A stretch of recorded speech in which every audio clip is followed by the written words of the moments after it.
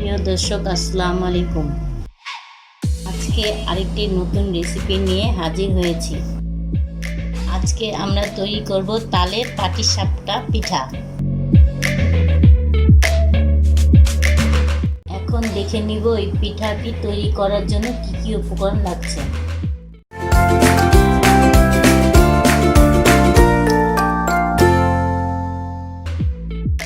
2 cup চালের গুঁড়া, 1 cup চিনি, আধা কাপ নারকেল, 1 কাপ তাল, 1 কাপ মুড়ি গুঁড়া করে নিয়েছি।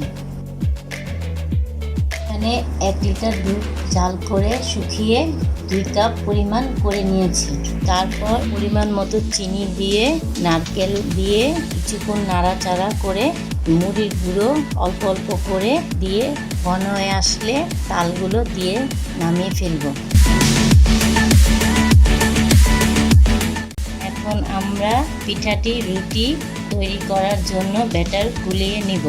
রুটির জন্য 2 কাপ চালের গুঁড়ো দিয়ে দিলাম, পরিমাণ মতো চিনি, যার যার স্বাদ মতো, 1 চিমটি লবণ, তালগুলো দিয়ে দিব, কিছুক্ষণ নেড়ে তারপর পরিমাণ মতো পানি দিয়ে দিব।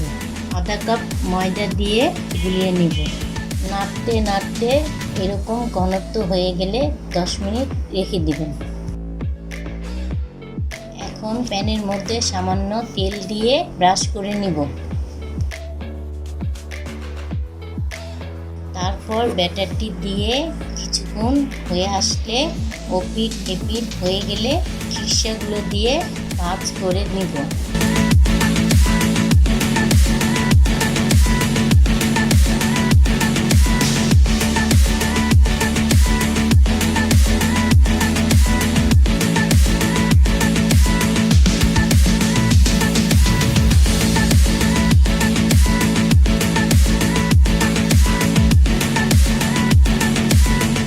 একে একে পিঠাগুলো তৈরি করে নিব। এই তো তৈরি হয়ে গেল মজাদার তালের পাটিসাপটা পিঠা। আমার আম্মুর ভিডিওটি ভালো লাগলে লাইক দিবেন, শেয়ার করবেন, সাবস্ক্রাইব করবেন।